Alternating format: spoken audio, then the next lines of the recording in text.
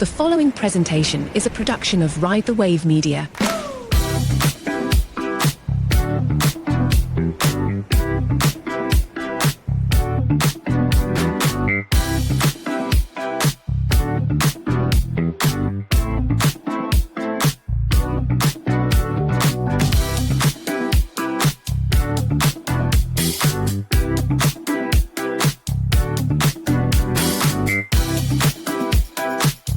You're listening to the Best Birth Podcast. Today I'm here with Jody Moore of Better Than Happy. Welcome, Jody. Hi, Jen. Thanks for having me. Yes. Well, I will introduce Jody to you and then we will go into the interview. After having her first two kids, Jody Moore struggled with work-life balance, embracing motherhood, and liking herself. As an active member of the Church of Jesus Christ of Latter-day Saints, she felt guilty for not loving the role of mother and wife and turned to life coaching for help. The transformations she experienced not only helped her at work and at home, it strengthened her testimony of Christ, leading her to dive into learning the tools of coaching and to leave her position as a corporate leadership coach to launch her own coaching practice. Jody is certified through the Life Coach School and completed Master's Coach certification in 2018. Today, Jody has helped tens of thousands of people through her top-rated podcast, Better Than Happy, as well as her coaching membership program, The Lab. She has 4 children, ages 8 to 18, and resides in San Diego, California with them, her husband, and their French Bulldog, Finn, and their mini Cavapoo, Milo. Wow. Today, we're going to talk about how to be better than happy in birth. Yes, I'm excited. Thank you. Yes. The first question I have is, how does focusing on your thoughts and mindset create your reality, especially as it relates to birth? I mean, it 99% creates our reality. And I think in today's day and age, we hear a lot about this topic, and I think probably most people understand, at least to a certain extent, that it does the what we're focused on, the lens through which we're taking in the world around us, is creating our reality. But I don't know that any of us appreciate to what extent that is true. That's why I say 99%. Excuse me. Sorry. I think it's 99%. I think that we are just observing the world around us, and then we are noticing what's true. But what we are doing is noticing things that support what we believe is true. So I think that it's mind-blowing how much it impacts us, and through a birth experience as well, right?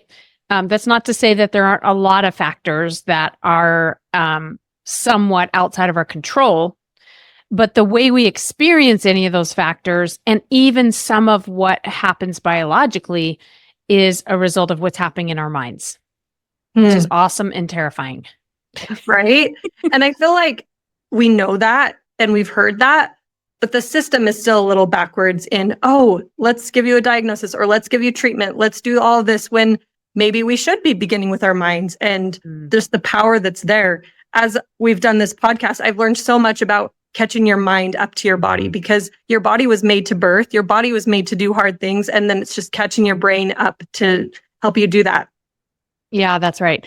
I mean, it's like, I think the most obvious example is how so commonly when somebody is struggling with infertility and then decides to adopt a baby, it's so common that they then get pregnant, right? And it's because, and in large part anyway, I believe, because of what changes in their mind. They go from worrying about and believing that they're not going to have a baby to believing that they are going to have a baby and being excited. And that's when the body is then able to do what we're designed to do in having babies. But even if it's not something quite that extreme, I had my last baby when I was 41 years old. And so I was of advanced maternal age, as they say, right? And I felt that in my body. And I was also worried a little bit about whether or not this baby was going to be okay. And was I going to be okay? And I remember just someone giving me a thought, right? A friend of mine giving me a thought. She said, I just remind myself, my body knows what to do. My body knows what to do. And that doesn't mean that there can't be problems or complications or any of that, right? But just every time my brain wanted to go to what if this goes wrong? What if that goes wrong? What if, all the what ifs, I would just answer it with my body knows what to do. And so sometimes even just understanding on a very simple level like that can give us a lot of peace. So true. I love that adoption example because it's so true that once you are in a better headspace, things often do work out. I am wanting to attempt a VBAC with my next child. And so I've been working on the mindset and the tools. And I do feel like I'm in a much better place than I would have been had I attempted it before. But it comes with knowledge and experience and just really getting yourself to that right place. So you mentioned that thought that your friend gave you. Are there any other tools that we can do to strengthen our mindset and our thoughts? Yeah, it is a practice just like anything else, right? So you can just like strengthening our muscles or strengthening our hearts or our lungs comes through like repetitive exercise, strengthening your mindset and your ability to redirect your brain somewhere and even just sort of your capacity to discover what would be useful thoughts. And I want to be really clear. I'm not just talking about thinking positively all the time. Sometimes, especially when we're talking about a situation like a birth, for some people in some circumstances, it's helpful to think a thought like everything's going to work out and this is going to be fine. Or like I said, my body knows what to do. But other times I find it's useful to think a thought like, it might not work out. This might not go how I hope it will go. And that would be okay. And I'm willing to try anyway. And yes, there would be pain and suffering and emotions possibly right on the other side of that, but I'll be okay. And so it's really personal. I just want to make sure and say that we're not here, neither Jen nor I is here to say this is the best way to think about it, but simply to know that you do have the power to think about it. And it really just comes through practice. That's such a great reminder because I've also considered that side of things. If a VBAC doesn't work out, then it's okay if I do have another C-section, and just trying not to get so set on outcomes, but really just our mindset along the way. So that was so helpful. Yeah. What about when you did transition from your corporate job? Mm-hmm. What was your mindset shifts there? And when you felt you weren't fulfilled in motherhood, walk us through that time of your life. Yeah. So, I mean, my first two kiddos were like 15 months apart, and that was not intentional. And so I found myself very overwhelmed with having two little ones and not very much money and not enough time or sleep. And, in that phase of life, it was much harder for me than I anticipated it was going to be. And then, like you read in my bio, I felt really guilty about that because I knew that I was really fortunate and blessed that I had two great, healthy kids and a great husband. And like, I felt like I don't have any reason to be so struggling and dissatisfied with my life because this is what I want. But I really was struggling and dissatisfied. And so for me, that was an odd place to be. It wasn't like I needed a therapist. I actually did try going to a therapist, but they were like, well, I mean, they couldn't diagnose me as having anything wrong because I didn't have a mental illness or anything like that, right? And even I couldn't point to anything in my life that was wrong. I was just like, this is really hard. And anyways, so through coaching, I discovered this power of mindset, right? This like, wait a second. It's natural and healthy that as human beings, we tend towards negativity. We tend to notice our deficiencies and compare our lives and look where we're falling short. And like all of the things that were happening for me were normal and understandable, but also optional. And again, not just my observation of my life and how hard it is to have two little babies and all of this, and not serving me. And so to me, that was like, so mind-blowing that I couldn't stop talking about it to everyone around me. Like I couldn't shut up about all the things I was learning and how empowering it was. And so, I was thinking as you were reading my bio, I'm like, I need to edit that so it's more clear. I actually got laid off from my corporate job. And so it was like the universe or God or somebody forced me to leave it. I didn't just go, you know what? I'm done with this. I'm going to be a coach. I got laid off at the same time I was really becoming empowered around all these coaching tools. And so it was sort of a natural evolution into starting the business that I did. And I'm so grateful today because I love it so much and it's helped a lot of people. So I love those thoughts that you get to share and hear from other people. One that I heard on a podcast was that the woman loved her children, but she didn't love motherhood. And I was stopped at, wait, what? You cannot love motherhood? Everyone yes. just seems to love motherhood. And it just seems like that's the expectation. But that was freeing for me because I didn't love motherhood. I didn't feel fulfilled by it. And so learning how to balance motherhood and something else so that I could feel fulfilled. We talk about the extremes. And I think if I was totally invested in a career, I wouldn't be fulfilled. And if I was totally at home, I wouldn't be fulfilled. And so it's that balance that we find what fills our cup, and it's going to be unique to everyone. That's so good. I can totally relate to that. I also remember, and I coach women a lot of times who feel guilty that they want to be spending time and playing with their toddlers or whatever, but they don't enjoy that. I'm like, of course not. Of course you don't enjoy playing trucks on the floor or whatever. And it's the same thing like you're saying, Jen, to like for somebody to give you permission that you're allowed to, you don't have to make that mean that you're a terrible mom, that you don't love your kids. And you don't even have to not do it. If you could be willing to do it, but let yourself not enjoy it or not do it. Like it's just so freeing to realize, wait a second, this is just not so simple and black and white as we want to make things. It's complicated and personal and dynamic. And beating yourself up and feeling bad about things, there's no upside to that. There's really not. I was just on a coaching call this morning though, and somebody's like, well, how do I stop beating myself up? I feel like I don't deserve to feel good. Or if I drop the ball in some way, or I yell at my children, or I whatever, then I should feel guilty about that. And what I showed them is like, just take a look at how that's working for you. It never motivates us to be better to tell ourselves that we're terrible. It really doesn't. We might get a temporary surge of positive action, but we won't get the long-term result that we want. If we want to be better and feel better and do better, we have to think better and feel better. That's it. Yes. It sounds more like, hey, what's going on? It just seems like we're struggling today. That's okay. What's that about? What do you need? How can I help you? I love you. You're good. That wasn't you at your best, but you're still good. How do we help you become who you want to be? It sounds so simple when you say it out loud. You're like, oh yeah, that's what I would say to another person. That's just not what I say to myself. Yeah. So anyway, a lot more compassionate. Yes, for sure. Yeah.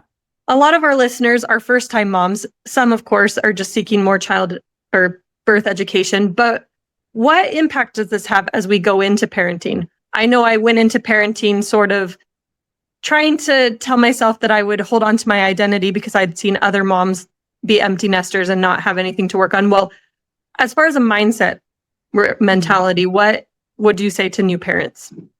Yeah, that's a good question. I think I would say to just give yourself a lot of compassion and grace for however you feel. I think it's easy to think that there's a right way to feel, right? Because maybe the majority of people feel a certain way, for example, when they hold that new baby and just this outpouring of love, but maybe you don't feel that right away. And it's tempting to go, what's wrong with me? And the answer is nothing. Nothing's wrong with you. And that'll be true when you have a newborn. That'll be true when you have toddlers and when you have teenagers, and you'll go, wait, everybody can't stand toddlers, but I really like them. What's wrong with me? Nothing. I was just on a call and I was talking about that I'm taking my firstborn to college this weekend for the first time, right? So my first time having a kid leave the house, and how I anticipate that I'm already sad and heartbroken that we're at that point. And somebody said to me, I took my kids to college last year and I didn't feel sad. What's wrong with me? We're constantly thinking that if we don't feel the way somebody else feels, something's wrong. And I just, there's no upside to that. There's nothing wrong with you. And maybe you have something like, I think chemical and hormonal imbalances are real, and postpartum depression is real, and all of that. Like you might need some help, but overall, your experience is just your brain thinking thoughts, and your thoughts are creating your feelings. So if I If I feel sad when I take my kid to college, it's because I'm thinking I'm going to miss him. I'm so sad. And if I don't, I might be thinking this is a really good thing for him. And we are probably going to get along better now that we don't live in the same house. And that's okay too. So there's nothing wrong with you. Let your experience be unique. Let it be yours. And the other thing I would say is to remember that you are responsible for meeting your needs. I think it's easy to lose yourself in taking care of a baby. And of course, we want to take care of that child. But you have to take care of your own needs. No one else is going to do it. Well, occasionally someone will come along and do something nice and it'll fulfill a need, but you don't want to be dependent on other people, even your spouse, to meet your needs. It's your job. And you may communicate with a spouse. Hey, it would be really helpful if you could help in this way, or if you could, whatever. You can communicate your needs, but ultimately you're the one responsible. And that's a beautiful thing. It's not selfish. It's not too bad that we have to do it. I think it's the best thing because we're the best ones also at knowing how to do it. So those are such good points. I love that you mentioned in the first one that there's no right way. We've tried to iterate that over and over in this podcast, that the best birth is going to be your best birth. It's going to look different for you. It's not that there's one right way to have a birth. It's just what is the best birth for you and how can you create that? And then your second one, to meet your needs. Oh, that is so great. I think we can't hear that enough. I remember in an interview past with you, we talked about love languages and how, we can't expect other people to love us a certain way. We just accept the love that comes. It's a cherry on top, and we love ourselves and meet our needs first. And then whatever everyone else does is up to them, but we don't rely on it or become dependent on it, as you said. yeah, totally. I will not get off that soapbox any day soon. It's so good. Yes. Okay. And then shifting gears a little bit, you were diagnosed with gestational diabetes and you became pre-diabetic. Yep. And then you reversed that, right? Yeah, I have. And I still have to focus on it. But yeah, I've been, I don't know, I think for a very long time, even before I was pregnant, having babies, I think I've had issues with blood sugar up and downs, probably from eating a lot of licorice growing up and Diet Coke. I don't know. Anyway, yeah, once I have 4 children, and with 3 of those pregnancies, I had gestational diabetes. And they do say that once you are diagnosed with gestational diabetes, you have a pretty high, even higher likelihood of developing type 2 diabetes later in life.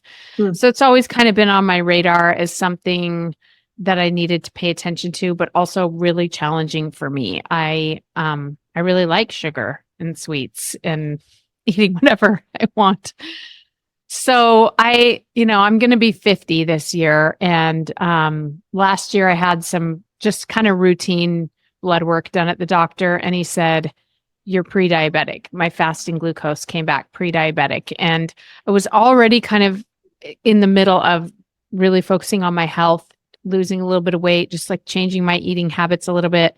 And he said, I think we should talk about putting you on metformin, which I think I'm not here to say people shouldn't go on metformin or whatever, do whatever they want to help. I just said, give me 3 months. I want to try the changes I've made in my diet and my routine. And so he's like, okay. And at the end of 3 months, my A1C came back normal. So that's pretty exciting. I will just say to anybody experiencing gestational diabetes, or if you ever do, or maybe you have in the past, I do think that the information, at least that I was given by the medical industry, is limited. It's not wrong. It just felt very and I don't blame them. I think they have to get to a lot of people and they don't have a lot of time, but there's a lot that you can do to help heal your own body and to reverse that insulin resistance. And you're not destined to get type 2 diabetes. I really wish that someone would have told me that. And that with simple changes, and I still do eat sweets and things at times. So you don't have to be extreme about it.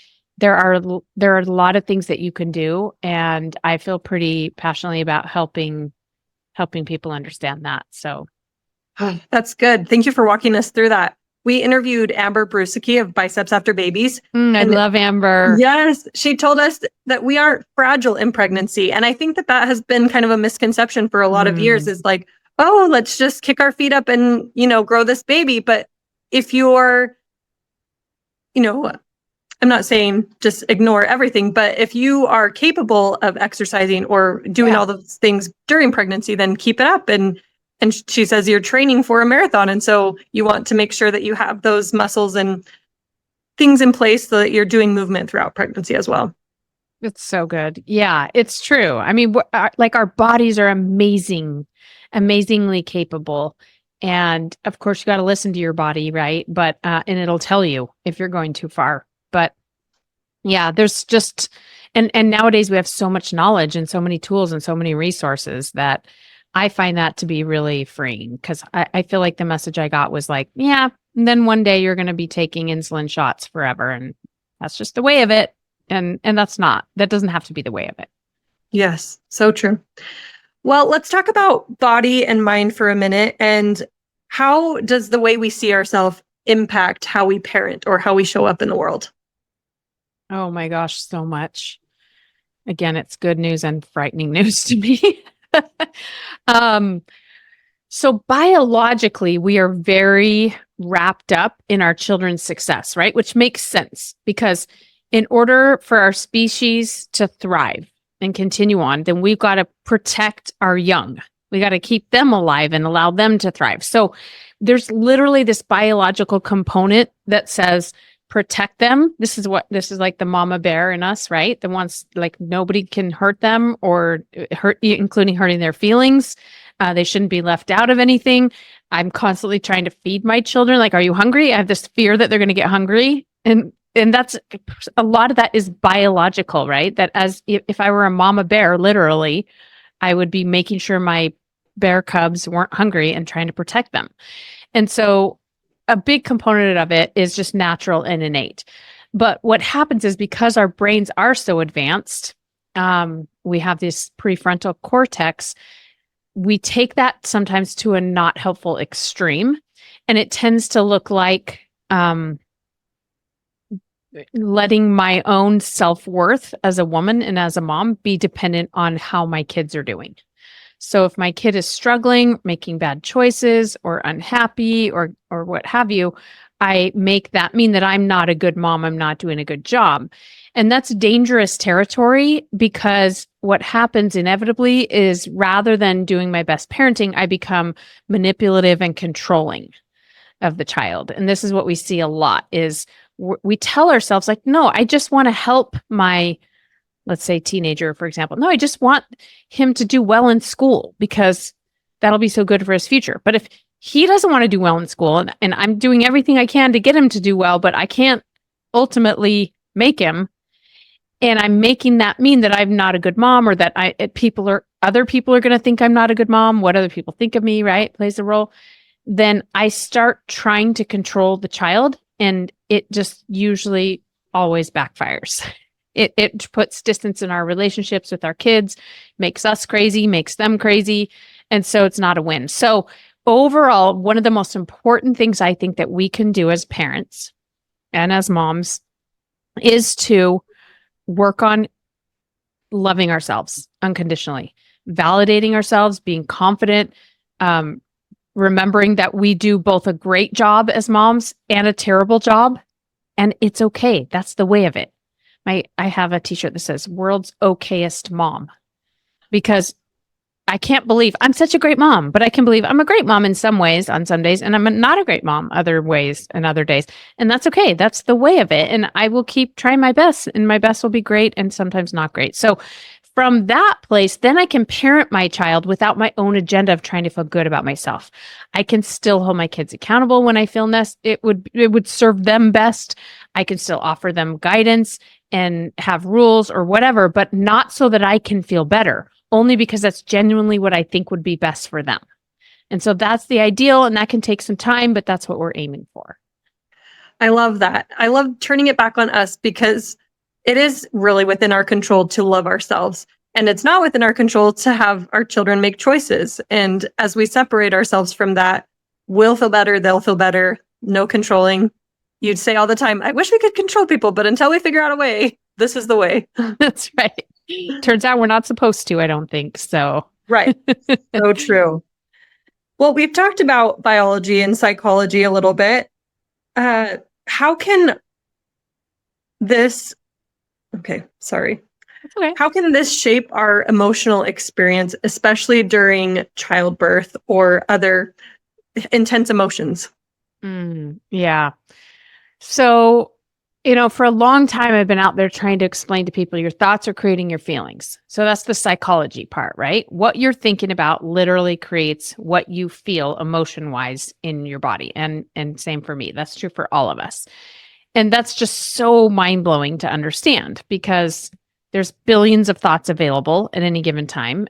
And you are allowed to feel any emotion you want to in any situation.